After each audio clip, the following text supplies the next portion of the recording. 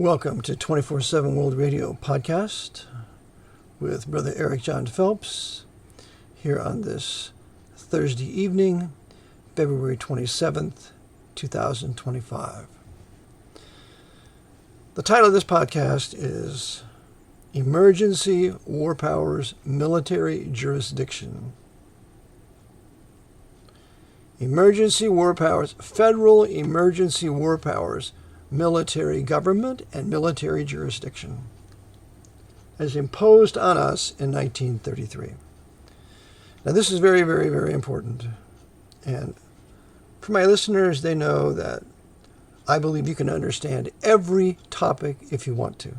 It just has to be stripped away from all the fluff and got down to the very key, succinct conclusions that are simple. Remember, there isn't anything you cannot understand, listener. My beloved listeners, just keep it simple and it'll be clear as day. Your facts have to be facts. They have to be true. They cannot be inferences. They cannot be suppositions. They have to be facts that are provable. So I will attempt to give you the facts this evening on how we Americans were given Emergency War Powers Military Government on March 9th, 1933, and how we were given Federal Emergency War Powers Military Jurisdiction on April 25th, 1938, as a result of the criminal Erie decision.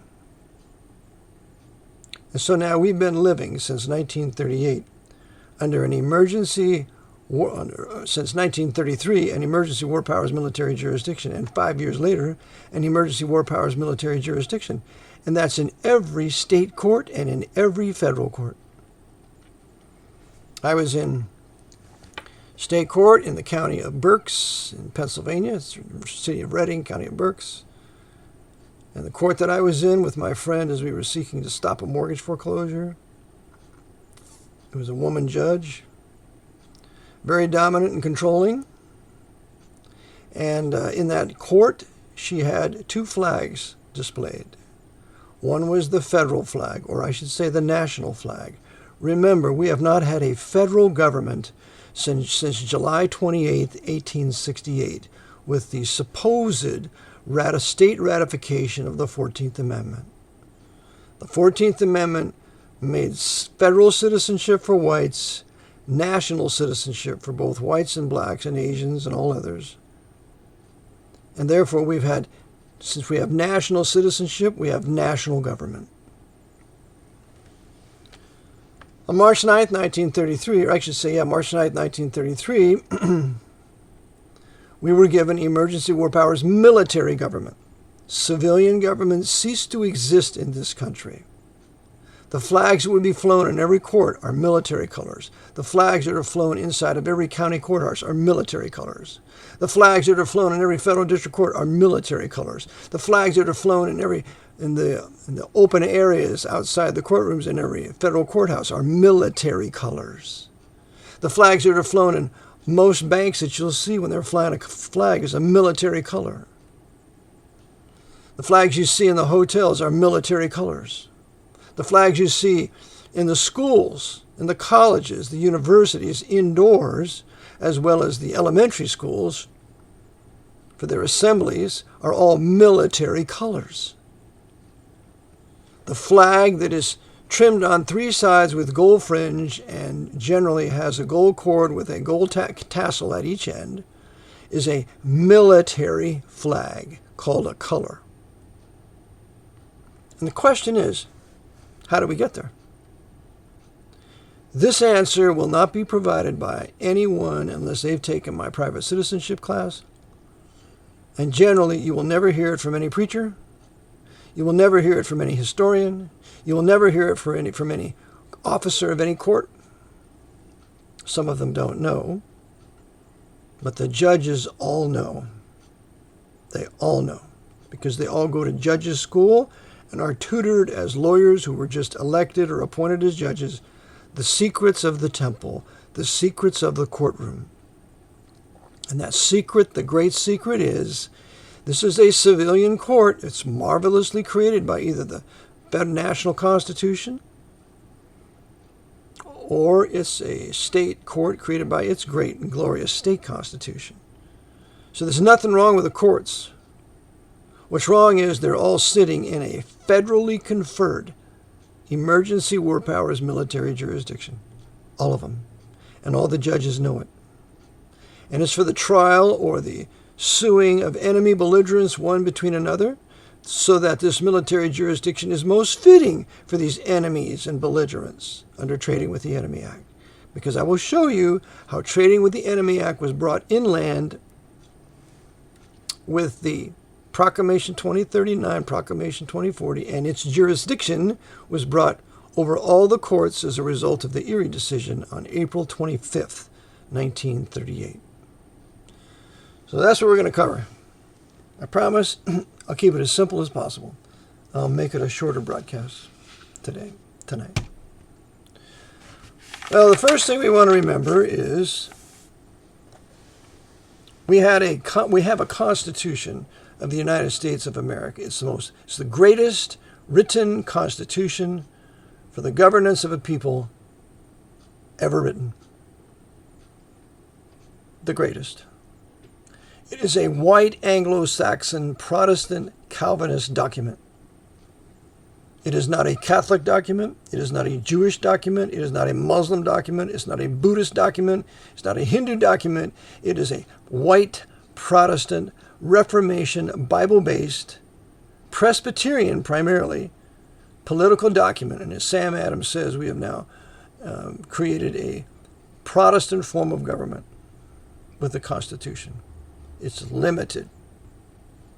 Well, one other thing, remember the Constitution is divided into 7 articles. We want to focus in on Article 1 here. Article 1 is when we, the people, as a whole, as the sovereign. Remember, there's no individual sovereigns here. We, as the body of we, the people, as the sovereign, delegated our legislative power in Article 1 to the Congress composing of a Senate and of a House of Representatives. The Senate was to represent the states. That's why every state had 2 senators, no matter how large or small they were. Each are a sovereign nation state, confederated together in this compact between sovereign states. For certain limited reasons to act as one nation, as set forth in the Constitution, but for all other reasons to still retain their state sovereignty and be state sovereign nations. So we have the Constitution in 1789. It was proposed in 1787. It was ratified by 9 states in 1789. And as we look in Article 1, Section 8, Clause 11, or Subdivision 11, we read this most important statement. In this statement, it tells you congressional power to be used. And there are 18 things that Congress can do. We delegated our sovereign power to Congress to do 18 things. And we read in Article 1, Section 8, where those 18 things are. In Clause 11, we see that Congress shall have power to declare war. It's Congress that has the power to declare war. The last time Congress declared war was in 1941, after the bombing of Pearl Harbor, when both the House and the Senate declared war, and as validated by the President. The President could not declare war. Only the Congress can declare war. And this is the last time Congress has ever declared war. Why? Because it was given the power to do so by we the people. Congress shall have power to declare war. Well, time passes. We have the war between the states. We have the 14th Amendment that is declared to be passed on July 28, 1868, that begins to centralize power in Washington, District of Columbia. And this is when the old federal citizenship for whites was made national for whites and blacks. And hence, then, the federal citizenship of the federal government was made a national citizenship, broadened into a national citizenship for the new national government. So we have had national government since July 28, 1868. It was still a civilian government, and the due process in the federal courts and the state courts were all civilian due process procedures. None of them were flying military flags in their courtrooms. They were regular flags, the federal being defined by Title IV, I believe. But there's no gold fringe on any flag, because that's a military color. Now, the statute that tells you that a gold fringe flag is a military flag can be found in Army Regulation 840-10. That will tell you there that the military flag of the United States is a flag with gold fringe on 3 sides. That is a military flag and can be displayed only in parades and inside, namely inside a courtroom. So, Congress was given the power to declare war by the states, the people of the states who ratified it. Now, a point I want to make here is that no war powers were retained by the states. The states, each state delegated all of its power to declare war as a sovereign nation state to the federal, now national government, and they retained no war powers whatsoever. This is important because when you realize that the flags that are flown in every state court and in every state capital, Pennsylvania is flying military colors in its legislature, in its Senate, in the government, in the governor's office, and in the Supreme Court, all these flags are military colors.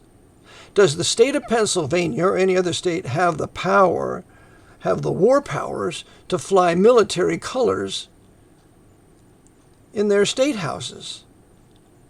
They can't, because they delegated their war powers to the national government and retained none of those war powers. So therefore, what we see is in all these state assemblies and the legislature and the Senate and all their offices, they are sitting in a federal emergency war powers military government. We do not have state government. The state government has been lost to us as of March 9th, 1933, when military government was imposed over the federal government, the national government, and then that military government went right on down to the states that are subordinate to the national government, which is what the 14th Amendment did. The 14th Amendment subordinated the states to the national government. And if the national government is a military government, well, then all the state governments are military governments. And the governors are nothing more than subordinate commanders-in-chiefs subject to the commander-in-chief in District of Columbia. This is Rome. The president is Caesar. D.C. is Rome. The states over which D.C. rules are conquered territories. And conquered territories are only given military government delegated from the conqueror. And so all the state governments are military governments overseen by the commander-in-chief in D.C. through his military governors of the states. That's why you have the meeting of the governors with the commander-in-chief, once or twice a year. Commander-in-chief's telling the little commander-in-chiefs what to do. It's all military government, folks. And I'm going to teach you how we got there. So, Congress shall have power to declare war. Number 2, when the nations or countries or states entered into the federal union, they delegated all war powers to the central government and retained no other war powers. That is very critical for you to know. 3, Time passes, and on October 6, 1917, when the United States goes into World War I in April of 1917, in October, the Congress passes an act on October 6, 1917. And that act is called Trading with the Enemy Act. Trading with the Enemy Act. This act regulated all trade and all transportation and all communication between the private citizens of the United States and the enemy citizens or subjects of the foreign nations that the country was at war with, which is perfectly acceptable. That's just fine. It was during World War I. And the Trading with the Enemy Act conferred a special jurisdiction on the district courts of the United States to enforce the provisions of Trading with the Enemy Act during World War I. That jurisdiction was a war powers jurisdiction, because Trading with the Enemy Act is passed out of Article 1, Section 8, Clause 11. Congress shall have power to declare war. Trading with the Enemy Act springs from that particular section of Article 1. And so the jurisdiction that act conveys is a war powers jurisdiction. It is a military jurisdiction. And so this military jurisdiction was conferred on all the federal district courts with the Trading with the Enemy Act when enforcing the provisions of the Trading with the Enemy Act on October 6, 1917. So the federal district courts had civilian due process of law pursuant to Article 3 of the Constitution, where the federal courts had all cases in law and equity, common law and equity. That common law and equity is civilian due process of law in the federal courts.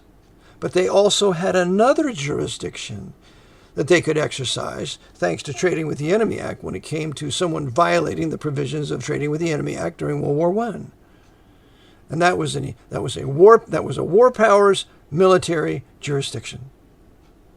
So do you see now there's both civilian jurisdiction and military jurisdiction in the federal district courts in 1917? Don't forget it. And that's just fine. For issues between private citizens in the country, they were always using civilian due process of law in criminal or civil matters. And when it came to a citizen violating Trading with the Enemy Act, trading with an enemy and thereby doing something where they're breaking the act, breaking the law, they could be tried in a military jurisdiction. Yep. And that was just fine during World War I. But the Jesuit order has more plans for this Trading with the Enemy Act. They have a greater purpose for it. Because their purpose is to bring the Trading with the Enemy Act inland, to impose that its military jurisdiction on all the federal and state courts during a time when there would be emergency war powers military government established over the national government and every state government. This is where they're going. This is where they went on March 9th, 1933 with the government, and April 25th, 1938 by imposing the military jurisdiction of the Trading with the Enemy Act on all the courts. It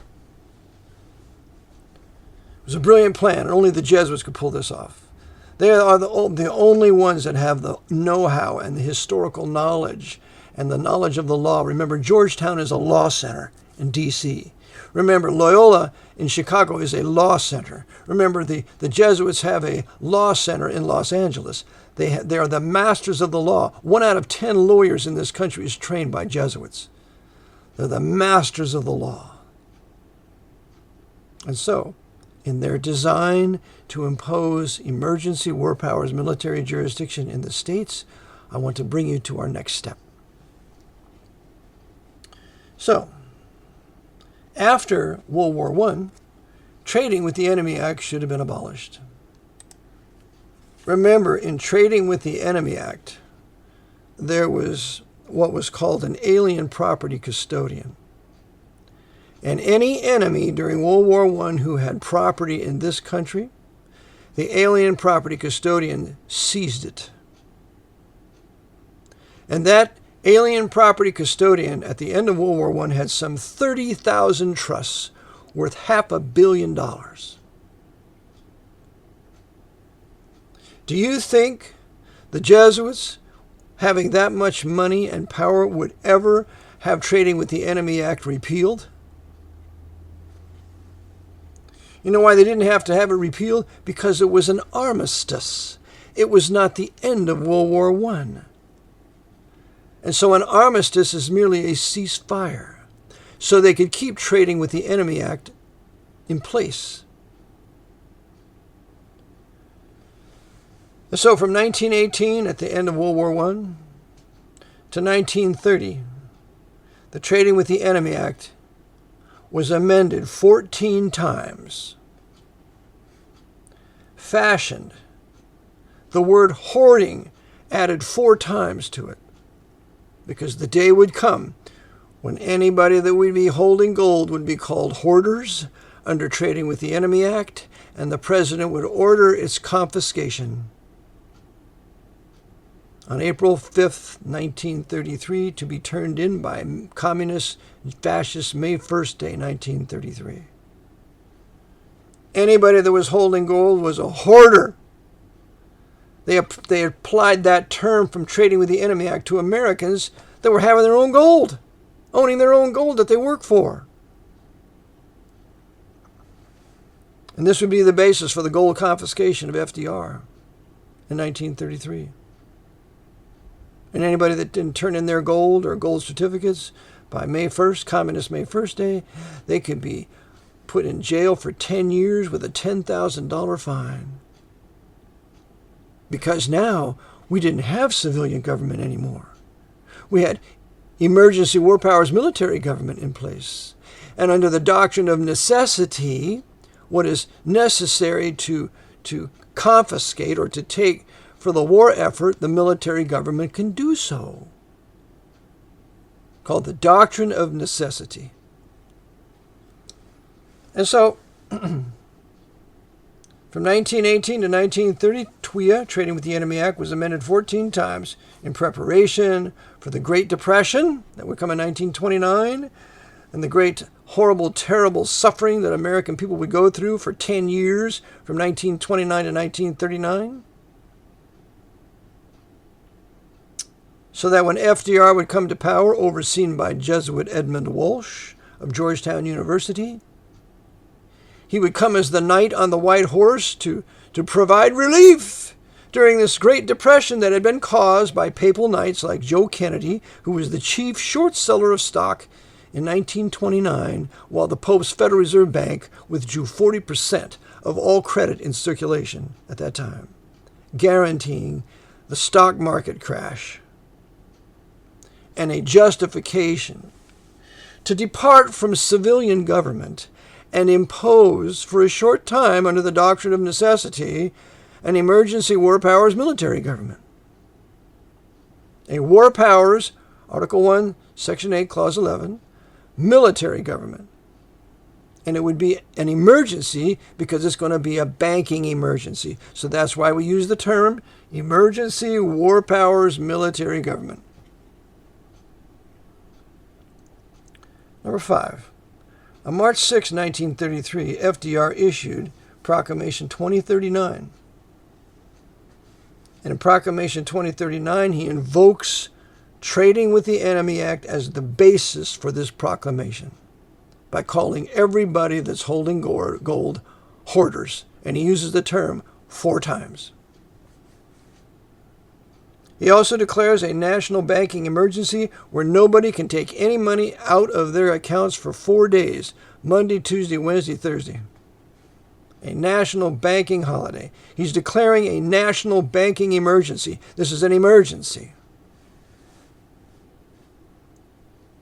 And so, at the end of this banking holiday, at the end of this holiday the Proclamation 2039 imposed, on March 9th, 1933, Congress met in an emergency session of Congress. FDR called for an emergency session of Congress for March 9th, 1933. Congress met and allegedly passed the Emergency Banking Relief Act. This wicked, evil, sinful, ungodly Emergency Banking Relief Act that, number one, approved and confirmed every proclamation the President and Secretary of Treasury would make beginning on March 4th to ad infinitum, hereafter. So every proclamation that a president or a secretary of treasury makes is automatically, ipso facto, approved and confirmed by the Congress going way back to March 9th, 1933 with the Emergency Banking Relief Act.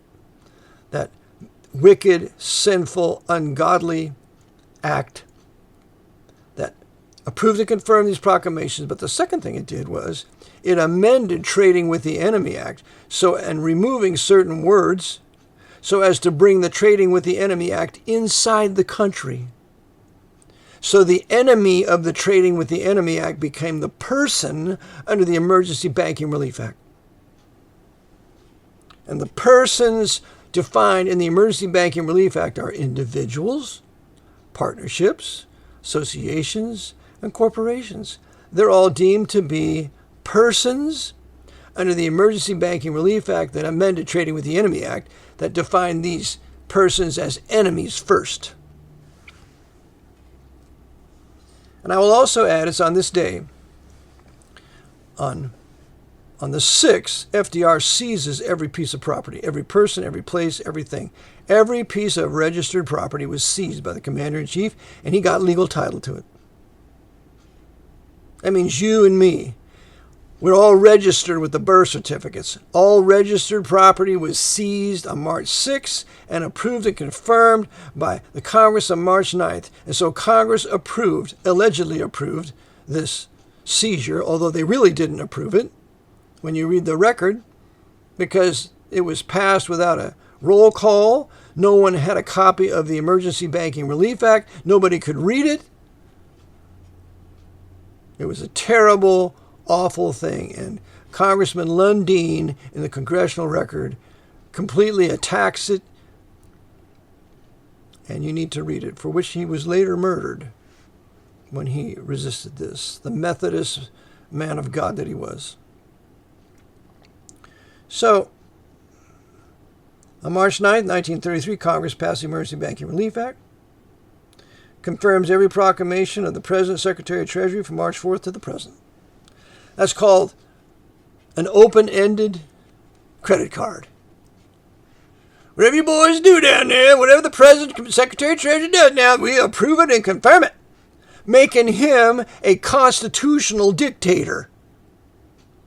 Every president since FDR, I care not that they're Democrat or Republican, they're all constitutional dictators. Through Trading with the Enemy Act, Emergency Banking Relief Act, and Proclamation 2039, and then Proclamation 2040. That's what holds this empire together. You do away with the Emergency Banking Relief Act, everything crumbles.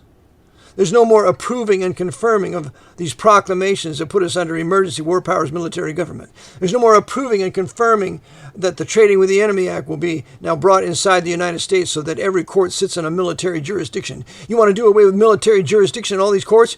You got to repeal the Emergency Banking Relief Act.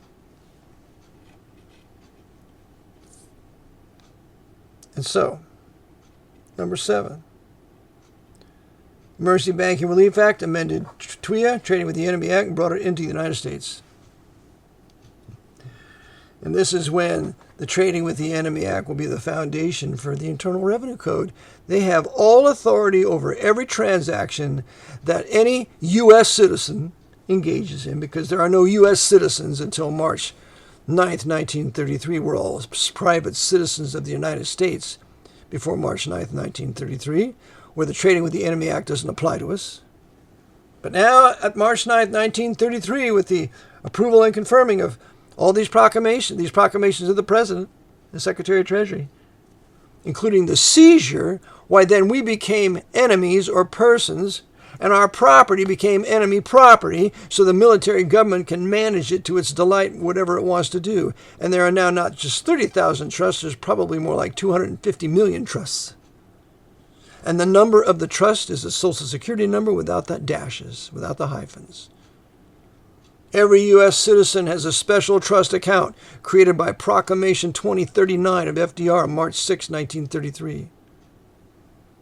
And it's these accounts that the great lawyer from the Federal Reserve Bank in New York and Cleveland, his name was Walker Todd, he said, without these accounts, we have no financial system in this country. So, after Emergency Banking Relief Act, later in the day, probably 8, 9 o'clock, after the Jesuits are having a party, because they've seized everything in this country. Everything. Every person, every place, everything. They own your dog. They own your cat. They own your shoes. They own your toothbrush. They own everything about you, boa, U.S. citizen, enemy belligerent. You own nothing. All you are is a custodian of the property you enjoy and that you paid for. You have no legal title to it whatsoever, and that includes your home. You read the congressional record on passing the Emergency Banking Relief Act. One of the congressmen says there, well, it appears that this act will act as a mortgage on all the homes and property of the people of the nation. You know what that means? That means you don't own the property. They have a lien on all your property. When you want to go get credit, what do you think? We don't have fiat currency here. This currency is backed by every person, place, and thing in this country. And so, March 9th, 1933, with FDR's Proclamation 2040, he continues Proclamation 2039.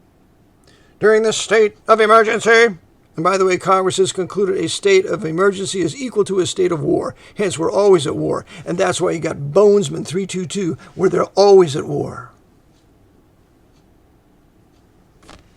Always. That's why Bush said, I'm a war president. Of course you are, Bush. Every president since FDR has been a war president. Because they're waging war around the world for this military government run by the Jesuits out of Georgetown and Fordham and all their other major universities, and the 4 provincials here overseeing the major cities, and the banking city of New York, and the political city of D.C., and the military city of D.C., so that they're waging war around the world for the benefit of the Pope, and we're sending our young men and young women off to fight these crusades of the Pope, and has nothing to do with our personal sovereignty or for the benefit of the people. Nothing. We're all suckers. And they love playing us for suckers every day. Suckers. Time we woke up. Time we turn off the TV and stop watching the Super Bowl and all these other ridiculous, nonsensical sports and see what's been done to us. You're seized property. Your property of the commander-in-chief. And the commander-in-chief is run by the Pope of Rome. That's why every commander-in-chief goes to see that bastard. That spiritual bastard, Hebrews 12. He's not a saved man. He's not a son of God. He's a usurper, a vicar of Christ. He's a liar and a cheat. He's the head of the greatest syndicate in the world. It's the sovereign state of Vatican City with all of its agents worldwide, including the Mafia and the CIA and the FBI and the FSB and the SVR and the Mossad and all the intelligence communities, MI5, MI6, Pakistani ISI, German BND. All of it is tied together by the Jesuits out of Gregorian University in Rome. They control it all because all the governments of those nations are military governments. Every communist government is a military government. Every fascist government is a military government. All of them subject to the Pope of Rome and controlled by the Society of Jesus, the military order of the Society of Jesus, the most powerful secret society in the world, having more power now than they've ever had in the past. So, we see now that we have a military government in place since March 9th, 1933. Now I want to go and teach you about how they impose military jurisdiction. Now the classic work on this is titled Military Government and Martial Law by Berkheimer. It was published in 1912. I include it with my course. It's a division of the book into 2 halves. The first half is military government. The second half is martial law. In that book, it tells you that military jurisdiction is of two sorts. Military jurisdiction for military government and military jurisdiction for martial law. It's the same jurisdiction. So, how would the Jesuits impose this military jurisdiction out of Trading with the Enemy Act on the entire country? How could they do this? Well, they first have to get by Article 3, Section 2, Subdivision 1, which says, this is Article 3, which is judicial power, which we the people delegated to this government that we created for our benefit. Section 2, the judicial power shall extend to all cases in law and equity arising under this Constitution. This is civilian due process of law, folks. In law means that common law and equity. Remember, the Jesuits hate common law. They love Roman civil law. Going back all the way to Justinian, taking it all the way back to Babylon and the Code of Hammurabi. Because in the common law, there's God-given fundamental rights that are protected by the government. Jesuits hate that. At the Roman civil law, everything is a privilege granted by the emperor or the dictator or the commander-in-chief. The Jesuits love Roman civil law, and their big purpose was to move us from American common law as championed by the great Chancellor Kent into a Roman civil law as translated by, set forth by Sir Henry Maine in his book Ancient Law of 1864, thereabouts. So how do we impose an emergency war powers military jurisdiction on a historically white Anglo-Saxon Protestant nation of people being busy living under the civilian due process of common law and civilian due process of equity? How do we move that to emergency war powers military due process of law, that jurisdiction?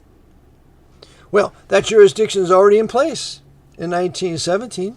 It stays in place in the 1920s, 1930s, early 1930s. It's in place at the time military government's imposed on March 9th, 1933. But so is civilian due process. It's in place. So civilian due process is not fit for a military government because everybody in the country is deemed a U.S. citizen and enemy belligerent, and you can't give civilian due process at common law or equity to an enemy belligerent, to a person. So therefore, the Jesuits have to remove civilian due process from the federal district courts and the state courts. How are they going to do that? They're going to do it by controlling what's known as the Roosevelt Court. Franklin Damnable Roosevelt, 32nd degree Freemason and utter slave of Jesuit Edmund A. Walsh of Georgetown University. And he's going to do exactly what he's told by his Jesuit master. And so, he appoints 2 new Supreme Court justices after 2 conservative justices resign. And the 2 new justices are leftists, socialists, communists, Stanley Reed and Edward Black. Black and Reed. Yeah. And Black is a 33rd degree Freemason and a member of the Ku Klux Klan. And that's the second Klan. And that's what FDR appointed to the Supreme Court. A Klansman. But all the leftist, socialist, communists will never tell you that FDR appointed a Klansman. Hugo Black. Oh no, because FDR is a god. He's sacrosanct, and we'd say nothing about him. That's why that evil, wicked, Masonic Jew, Chucky Schumer, says, we're going to do what FDR did. I'm sure you would. As he ruined this country with his filthy Roosevelt Court. And this Roosevelt Court with Hugo Black and that other justice he appointed, Stanley Reed. There are other justices there like the sinister Louis Brandeis, the first Jew to be appointed to the Supreme Court. And you have another Jew on there, Benjamin Cardozo. And you have the Chief Justice, Hughes. And you have another very sinister justice on that court. And you will have this decision known as the Erie Railroad Company versus Tompkins of 1938, 304 U.S. 64. And it's in this decision where the Supreme Court, without the question being brought to the court. Remember, the Supreme Court's not deciding anything unless the question has been brought to it from the lower court, the appellate court, the Circuit Court of Appeals, to the Supreme Court. They can't decide anything unless a legitimate question is put to them. In this decision, the Supreme Court decided that they were abolishing federal general common law, not just federal common law. Federal common law exists today. It's judge-made law by case by case. They're abolishing the federal general common law of that great case that had been decided by Joseph Story in 1842. It was a unanimous decision. And they will overturn that case, and the Erie decision will say there's no more federal general common law. Meaning we were abolishing civilian due process at common law. They left equity untouched. They left the civilian due process of equity untouched to be in chambers for an identity hearing. You can't litigate in it, but it was not taken away, because that's how the big boys are not going to be tried for their crimes, because they will prove that they're not this U.S. citizen, and they will get an identity hearing in chambers, and they'll tell the judge who they are, and therefore the judge has no personal jurisdiction over them to implement emergency war powers military due process. That's how that works. And so there's no more common law, federal general common law in the federal courts. They only have now their judge-made federal common law that they make it deciding on a case-by-case basis. That's not what was abolished by the Erie decision, because what was abolished by the Erie decision was, in effect, the abolishing of civilian due process in the federal district courts. That's what they did. And when they made that decision, they not only did that, but they overlaid all the state courts' jurisdiction with this federal emergency war powers military jurisdiction. There is no state court in this country that sits in a state war powers military jurisdiction. They're flying military colors. I've been in most of these county courts. I've been in Lebanon County, Berks County, Dauphin County, all the counties here in Pennsylvania. They're all flying military colors. Does the state of Pennsylvania, the Commonwealth of Pennsylvania, have a right to impose a war powers military jurisdiction on their courts when they delegated all their war powers to the central government when they became a state of the Union? Therefore, it has to be federal. It has to be federal emergency war powers military jurisdiction in every state. The civilian due process is still there if you'll invoke it. I invoked it in a case here in Lebanon. It was a 2-year case. I got 10 decrees in exclusive equity. Civilian due process. It's still there. But nobody knows that. And I'll tell you why. I'll go off on a little tangent here. Every attorney is a JAG. They are military attorneys. Every bar card attorney is a military attorney. Every bar card judge is a military judge. Because they're sitting in emergency war powers military jurisdiction. And that's why you have to have a emergency war powers attorney, a JAG attorney. What I mean JAG is a Judge Advocate General. They're a Judge Advocate General's office in effect. They're de facto Judge Advocate General's attorneys, practicing their law in a military jurisdiction. And not one judge will ever admit this to you. They will not deny it, but they will not admit it. That shows you these criminal judges, state and federal, are sitting in a jurisdiction you know nothing about, flying military colors in your face, thinking you're nothing but a bunch of stupid idiots, while they proceed against you in a military jurisdiction, treating you like an enemy belligerent called a person. That's how it works, folks. That's how your courts work. That's how this government works. It's an emergency war powers military government, state and federal level. Both courts, state and federal, sitting in a federal emergency war powers military jurisdiction of Section 17 of the Trading with the Enemy Act, and it's now codified at 50 U.S.C. 4316. You look it up. Title 50 U.S.C. United States Code, Section 4316, where the Congress gives a special jurisdiction of Trading with the Enemy Act to the district courts to to enforce Trading with the Enemy Act. But guess what? We're all under Trading with the Enemy Act now.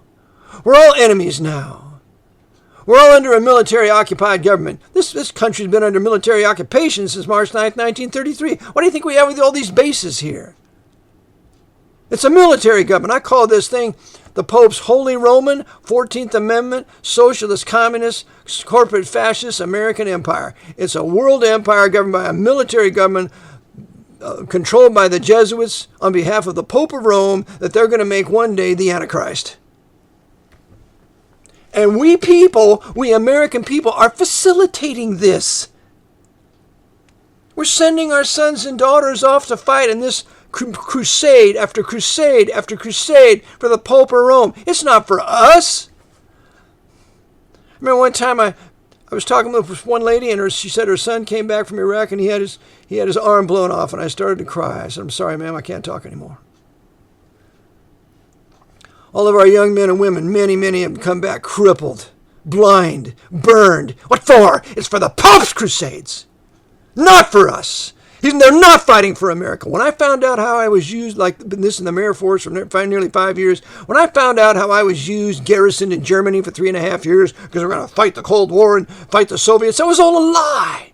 All a lie. I asked my commander, I said, Colonel Wood, I said, how is it that the MiG-25 looks just like the F-15? Don't tell me the Russians have the ability to devise those kind of things. They're in slavery. They have no desire to do that. It was given to them by this military government to keep parity. They do it all the time. So, what we have here is we have the Erie Railroad decision doing away with civilian due process of law, then the vacuum being filled by the Trading with the Enemy Acts, military jurisdiction, and that's what we have in every federal and every state court. And every time you walk into a courtroom and you see military colors there, you know the judge knows exactly what she's enforcing. Because they hate you. These judges hate you. I know a couple of judges are not that way. I have 2 judges in Lebanon County here. They're decent men, and when I confronted them with a military due process, they didn't say a word, and one of them gave me my decree. Inequity. The great Samuel Klein. And then the other one's the president judge, the great John C. Tilwalk. We have 2 of the finest judges in this whole state, because if you invoke civilian due process as a moving party, they will sit in it. But if you submit to the emergency war powers military due process of somebody wants to sue you, or if some prosecutor, they'll go along with it if you don't say anything. One of the purposes for my course, my private American citizenship course, is to get your status straightened out so you can ultimately put paper into the court to say you're not this all caps enemy belligerent, and you're not subject to an emergency war powers military due process, and you do not consent to this. And judge, have you taken an oath to uphold the Constitution? Because if you have, then you have to give me civilian due process or dismiss this case. And if you don't, you're in breach of your oath to office. You're in violation of your oath of your sacred trust. One thing's for sure, we cannot go along with this anymore. Because when we consent to this, my son, if sinners entice thee, consent thou not. Proverbs 1:10. And every time someone serves process on you for a lawsuit, they're enticing you into the military jurisdiction of the court, and you are not to consent to that. And you got to know how not to consent to it. You got to have status not to consent to it. So, this emergency war powers overlaid military jurisdiction, overlaid the civilian due process jurisdiction of all the states. So our major conclusion is that on March 9th, 1933, emergency war powers military government was established over the federal government, or actually the national government since 1868 with the 14th Amendment, and over every state government. Every state governor is a commander-in-chief of his conquered territory, Pennsylvania. And we, the people, have consented to it because we consented to be to be registered property by way of a birth certificate. We all consented to that, and it's our fault. And they have plausible deniability. Well, if you would know your status and how you got there, you could reverse it, and we wouldn't treat you this way, like an enemy belligerent. But oh no, they want to keep us good and occupied with a fighting hockey game where these guys can beat themselves to death. Or we got to be occupied by a couple of black men beating each other to death in a boxing ring, so we can be occupied with that and not know where in the name of Christ we went astray and why we're treated the way we are by this government, by this military government. It comes up all the time, well, the government's doing this to this and doing that to this, and it's persecuting us, and it's destroying our food. What do you think they're supposed to do? It's an enemy, belligerent people that's being warred upon by the emergency war powers military government in their destruction pursuant to what I've just taught you. They're going to destroy all these chickens. They're going to starve you. They're going to kill these cattle. They want to starve you to death, boy, enemy belligerent. They want to jack you up with a COVID injection to kill you within 2 to 5 years, enemy belligerent. And the leading Jesuit that's going to lead the way is Jesuit Fauci. When are we going to wake up? They're waging war against us. It doesn't matter if it's a Republican administration or a Democratic administration. He's a commander-in-chief. He's subject to the Pope, and he's going to continue to wage war on us. Wait till Trump starts a huge war in the Middle East, because it's coming over this Gaza fiasco. Wait until we go to war with China, because this military government's given China all their technology. The Chinese couldn't invent jack diddly unless we were given all of our military secrets and technology. This government of Washington, run by the Pope, built our enemies to invade us.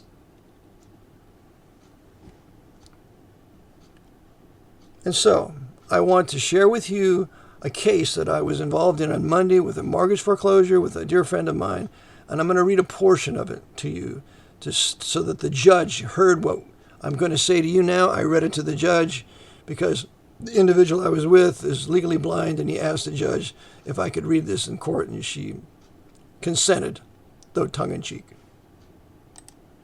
So, as usual, the judge saved us for the last individuals in court. And so she calls my friend up, Aaron. I get permission to speak for him in reading this script. And she's not real happy about it, but she permits it to be read into the record so we can get a record of this from the court reporter on appeal. So here is the opening statement for the defendant who's being sued in a mortgage foreclosure so they can take his house from him.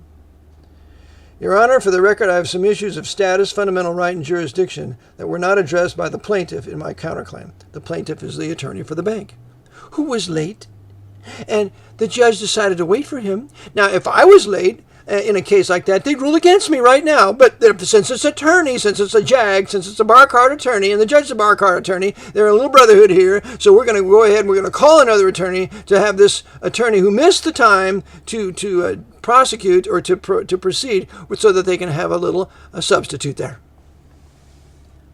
The judge should have said, the bank's not here and they were to be here at such and such a time, so I'm dismissing this case without prejudice so they can bring it back. And maybe the attorney will be responsible enough to show up in court. But oh no, that woman judge there kissing up to her bar card attorney's firm protects that incompetent attorney from not showing up in court and gets somebody else there. A sin. That's a sin on her part. So,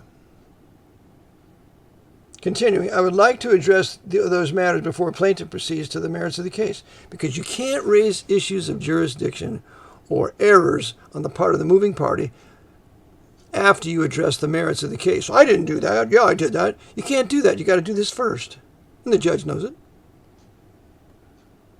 So the judge allowed me to read this into the record. So I read, since the plaintiff did not answer my counterclaim, I hereby make a motion for the court to dismiss this case without prejudice so that the plaintiff can come back and properly refile its case with the following corrections.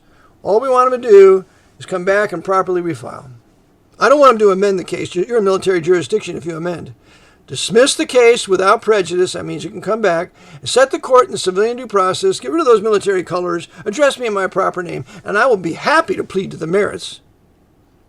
Just fix the errors. So I say, so that the plaintiff can come back and properly refile his case with the following corrections. A. Use my lawful name of upper and lowercase name, spelled in both upper and lowercase letters, being a matter of public judicial record on file with the court. Because our declaration of status is filed in Harrisburg, and it defines all this, and now it's on the record of this particular case in court. You have evidence. Evidence is everything. The rules of evidence.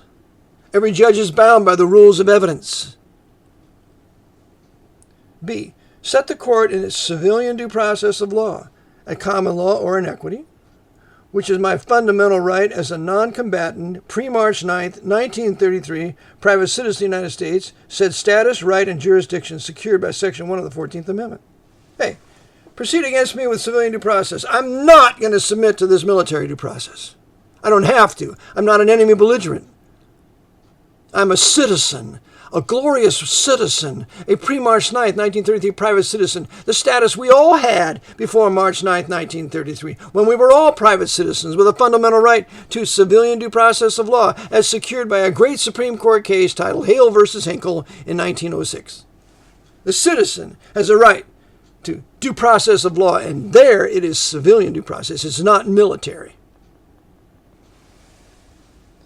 I go on. I am neither an quote-unquote enemy/person defined by the Federal Trading with the Enemy Act of October 6, 1917, as amended on March 9, 1933 by the Federal Emergency Banking Relief Act, quote-unquote, nor am I a belligerent, quote-unquote, as defined by Article 23H of the Hague Convention, said treaty regulating the laws of land warfare. You see, the military government is waging war on every person here, on every enemy belligerent here. And what regulates the laws of land warfare is the Hague Convention that was entered into by the civilian government in 1907. And you can't treat me like an enemy belligerent. I'm a national under Article 23H of the Hague Convention. Therefore, you cannot suspend my right to civilian due process of law under the Hague Convention. Not to mention Section 1 of the 14th Amendment, which is civilian due process of law for the private citizen. Further, since I've accepted the oaths of the officers of this court, the plaintiff is bound by both federal and state constitutions to set the court. The judge said to my friend, "What do you mean set the court?" Setting the court. And the moving party always sets the court. Setting the court in civilian due process or military due process. And my friend wasn't that adept to answer that. What do you mean by set the court? Hey, that shows you that the judge is your enemy. Not just the moving party, but you got to fight with the judge too. They're biased against you. You're an enemy. They're not going to let you out of their clutches of being an enemy belligerent. Boy, we're going to shove military jurisdiction down your throat unless you have something to say that's going to bind me where I cannot do it, like in violation of my oath where I can be sanctioned by the Supreme Court of Pennsylvania. You got to know how to do that. They're not going to do the right thing unless they're forced to. They're bullies. They're typical Roman Catholic bullies. And I was raised with the Irish Catholics and the Italian Catholics. And I'll tell you, the vast majority of them are bullies. That's why they do so well in the mafia, as bullies. They're going to bully you into that jurisdiction when you have a right to civilian due process. So we go on. Since I've accepted the oaths of the officers of this court, the plaintiff is bound by both federal and state constitutions to set the court in its civilian due process of law, as opposed to federal emergency war powers military jurisdiction due process of law imposed by Title 50, United States Code 4316, evidenced by federal and state military flags on display in this court. And when I said that, she looked at me, but she didn't deny it. The judge didn't deny it. The feminist judge didn't deny it. The unrighteous judge didn't deny it. Why didn't she say, what do you mean military jurisdiction in this court? We're not sitting in military jurisdiction. They would never say that because they know they are. And I challenge you, any of you listening to me, and you have any friends that are judges, you ask them. Ask them. Are you sitting in emergency war powers military jurisdiction evidenced by the military colors on display in your court? Ask them the question. I asked a prosecuting attorney that in Idaho. I like her. Nice lady. I taught her my class for 2 days. I said, would you please go back and ask the president judge if he's sitting in emergency war powers military due process? I got nothing from her. Nothing. That's a question you do not raise.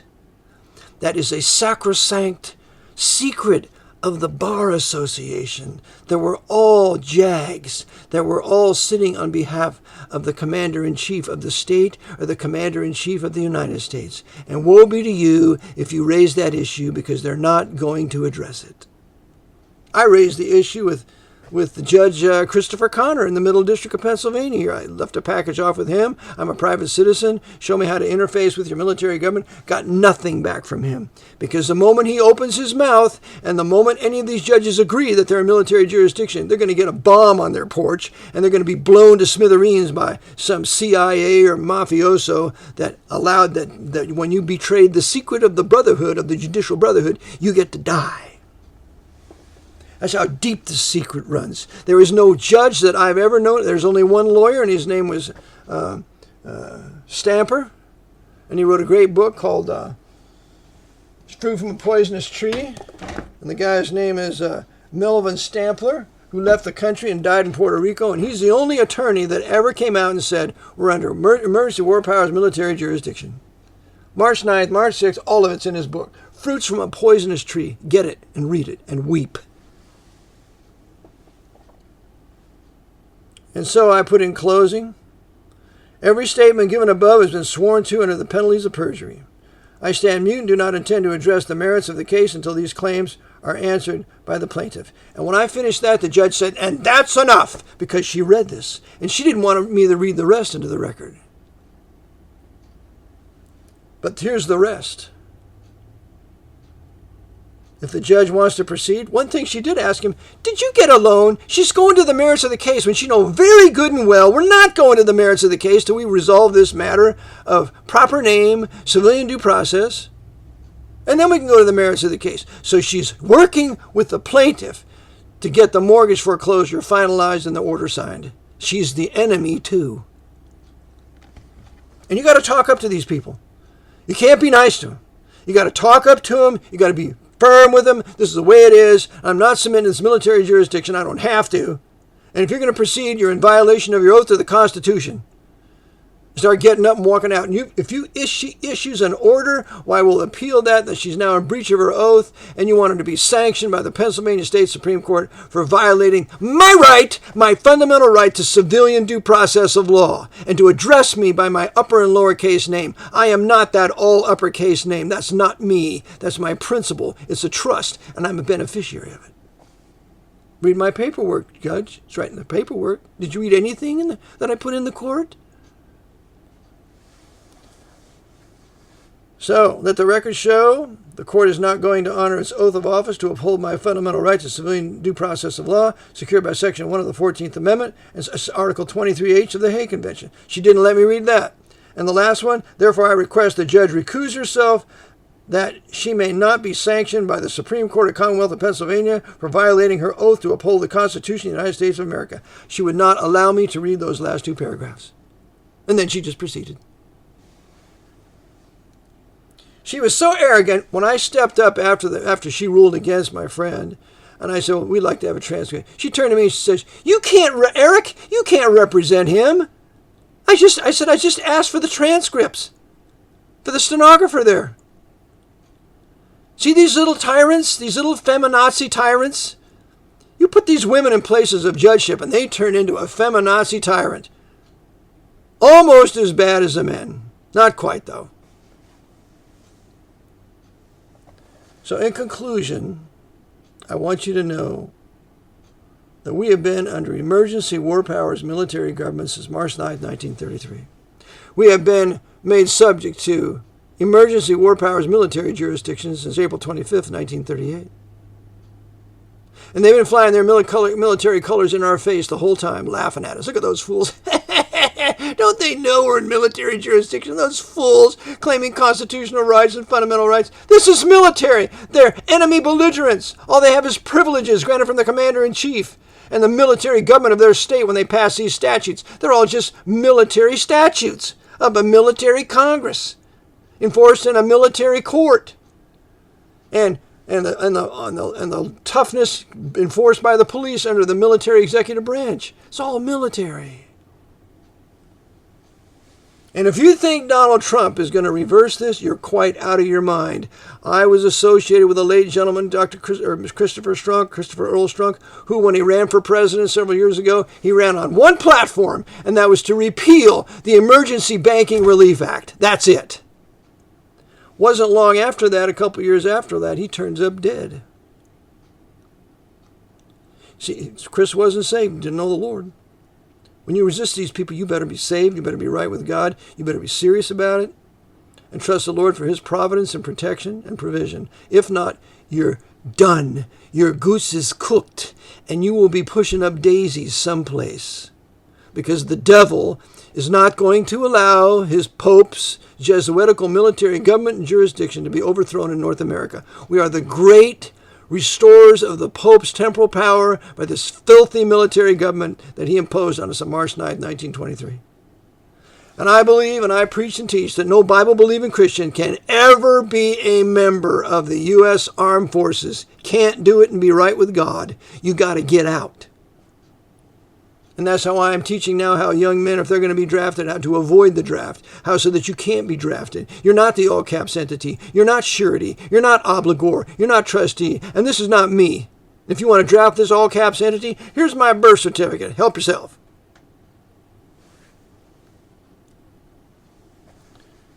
In conclusion, may the Lord grant us all repentance, to live a pure life, to resist this unto blood, striving against sin, Hebrews 12:4. And that the Lord would do that which seemeth good to him. Brother Eric John Phelps, 24/7 World Radio Podcast. Thank you for tuning in, for listening. I have a book, Vatican Assassins, Wounded in the House of My Friends. Go to my website, vaticanassassins.org. Pick up an ebook. Go to 24/7 World Radio. Listen to past broadcasts, and there's other things you can obtain. Take my courses, my private citizenship class, my advanced class, and my tax class. They're all offered there. Consider getting a trust where your property is protected. You own nothing, and yet you use everything. There are things you can do, but first and foremost, are you saved? Are you in Christ? Have you had your sins forgiven?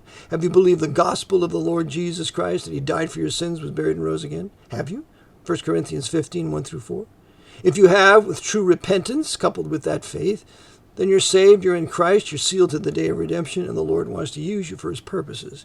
One of the purposes is to resist the mystery of iniquity with the armor of God of Ephesians chapter 6. So until we meet again, you may send your donations to rbpbchurch or RBT at Comcast, RBT, P.O. Box 306, Newmanstown, Pennsylvania 17073. Or you can send it by Cash App as #, Eric, ERIC, John, JON, Phelps, PHELPS. #, with that name. Or you can send it by PayPal to rbpb, donate at Comcast.net. Appreciate your giving. Thank you for your gifts of the past, of recent past. Thank you, Brother Mosley, for your gift. Thank you, sister, for your gift that I received today. And I'll use it all to this end while paying the bills to sustain a family. So until next time we meet, may the Lord bless you as you're doing his will according to his word. The AV 1611 Reformation English Bible in its present edition of 1769. Until then, Maranatha.